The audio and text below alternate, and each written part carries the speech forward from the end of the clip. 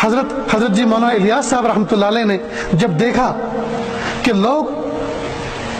مسجدوں والی محنت سے اور اللہ تعالیٰ کی ذات سے اپنے تعلق کو جوڑنے میں ناکام ثابت ہو رہے ہیں، جب یہ اللہ سے نہیں جوڑ رہے،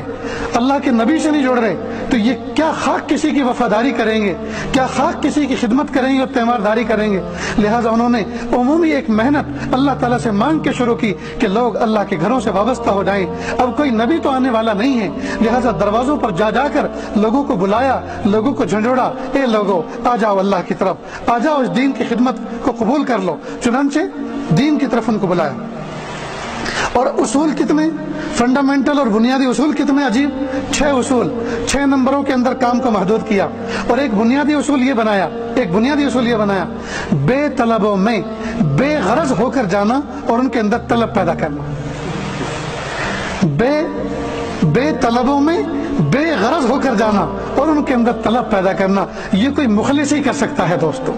جو بھی آدمی اس دنیا میں جس سے ملتا ہے وہ کسی نہ کسی غرض سے ملتا ہے، لیکن یہ ایسا مبارک راستہ ہے کہ جب کوئی آدمی دوسرے سے مل رہا ہے تو اس میں غرض نہیں ہوتی، بلکہ بے طلبوں میں بے غرض ہو کر جاتے ہیں اور ان کے اندر طلب پیدا کرتے ہیں۔ ذرا ایک مثال سے اس کو سمجھنے کی کوشش کریں۔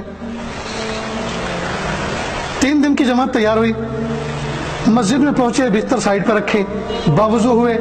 صف اول میں جا کر 2 رکعت پڑھی، تحیت المسجد، اللہ تعالیٰ سے دعا مانگی، اللہ جس بستی میں آئے ہیں کہ اللہ اس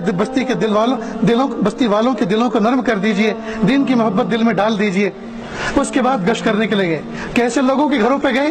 جواریوں کے گھر پر، شرابیوں کے گھر پر، جن سے کوئی باعزت آدمی مسافہ کرنا پسند نہیں کرتا، جن کے دروازے پہ کھڑا ہونا کوئی پسند نہیں کرتا، جن کے گھر سے کوئی رشتے لینا پسند نہیں کرتا، اپنی بیٹیوں کو ان کے گھر میں بیانا پسند نہیں کرتا، ایسے کے گھر پہ گئے، دروازے پہ دستک دی، مقامی ساتھی نے دروازے پہ دستک دی، کہا کون؟ کہا اللہ کے کچھ مہمان آپ کے دروازے پر آ کر کھڑے ہیں، ملاقات کر لیجئے۔ باہر آتا ہے، امیر صاحب ملاقات کرتے ہیں، سینے سے لگاتے ہیں، معانقہ کرتے ہیں، پھر کنارے پہ کھڑے ہو کر کچھ جنت کی شوق کی بات، کچھ جہنم کے خوف کی بات اس کے سامنے کی جاتی ہے، جی تھوڑی سی مختصر سی سواز اس کو دعوت کی شکل میں پیش کیا جاتا ہے، نقد مسجد میں لانے کی کوشش کرتے ہیں۔ اب وہ بندہ مسجد میں آتا ہے، باوضو ہوتا ہے، صف اول میں بیٹھتا ہے، نماز پڑھتا ہے، نماز کے بعد کچھ واعظ ہوتا ہے، بیان ہوتا ہے، دھیان سے سنتا ہے۔ اس کے بعد جماعت کے ساتھی ملتے ہیں، جی اب ہم اجتماعی طور پہ کھانا کھا رہے ہیں، اگر موقع ہو تو ہمارے ساتھ شریک ہو جائیے۔ یہ حیران کہ ان کو تو میرے گھر پہ کھانا چاہیے تھا، یہ تو الٹا مجھے اپنے دسترخوان پہ بٹھا رہے ہیں۔ 2-3 دن جماعت مسجد میں ٹھہری، دل کے اندر شوق اور جذبہ پیدا ہوا۔ جماعت کے ساتھیوں نے کہا بھائی آپ 3 دن ہمارے ساتھ چلیں نا، یہ سمجھے کہ میں آؤٹنگ پہ جا رہا ہوں، انجوائے پہ جا رہا ہوں، 3 دن آپ ہمارے ساتھ چلیں۔ اب اس کے دل میں محبت ہوئی کہ یار انہوں نے مجھ سے کوئی مطالبہ تو کیا نہیں کسی اور چیز کا، 3 دن کہہ رہے ہیں، ویسے بھی گھر میں بیٹھا ہوا ہوں، فصل ابھی تیار ہوئی نہیں ہے، گھر میں بیٹھا ہوا وقت ضائع ہو رہا ہے، چلو چلتے ہیں۔ چنانچہ بستر تیار کیا اور نکل گئے۔ اب باوضو اعتکاف کی نیت کے ساتھ صف اول میں مسجد میں ٹھہر رہا ہے، دعائیں کر رہا ہے، واعظ میں شریک ہو رہا ہے، تعلیم میں شریک ہو رہا ہے، تہجد میں اٹھ رہا ہے، گرم گرم آنسو اور سرد آہیں نکال رہا ہے اور اللہ کے سامنے گڑ گڑا رہا ہے، تو دل کے اندر روشنی آنی شروع ہوئی، دل کے اندر نور آنا شروع ہوا۔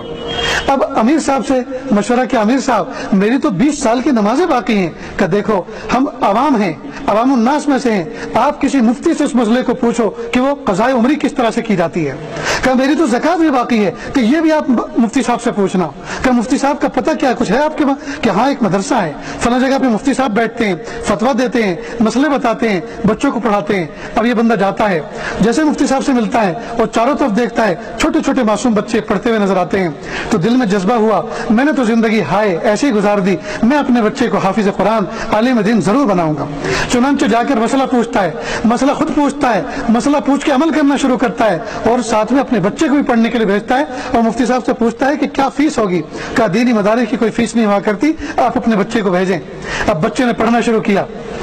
پڑھنا شروع کیا، گھر کے اندر چھوٹی سی ٹوپی لگا کر، چھوٹا سا کرتا پاجامہ پہن کر، قرآن پاک سینے سے لگا کر بچہ جب روزانہ آتا ہے اور گھر میں قرآن پاک کی تلاوت کرتا ہے، ماں بھی روتی ہے اور باپ بھی روتا ہے،